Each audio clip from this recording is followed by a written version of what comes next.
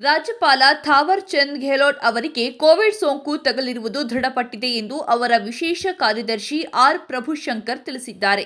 ರಾಜ್ಯಪಾಲರ ಆರೋಗ್ಯ ಸ್ಥಿರವಾಗಿದ್ದು, ವೈದ್ಯರು ನಿರಂತರವಾಗಿ ನಿಗಾ ವಹಿಸಿದ್ದಾರೆ. ರಾಜಭವನದಲ್ಲೇ ಅವರು ಕ್ವಾರಂಟೈನ್ನಲ್ಲಿರೋದ್ರಿಂದ ಅವರ ಪೂರ್ವ ನಿಗದಿತ ಕಾರ್ಯಕ್ರಮಗಳನ್ನು ಮುಂದಿನ ಸೂಚನೆವರೆಗೆ ರದ್ದುಪಡಿಸಲಾಗಿದೆ ಎಂದು ಅವರು ಪ್ರಕಟಣೆಯಲ್ಲಿ ತಿಳಿಸಿದ್ದಾರೆ.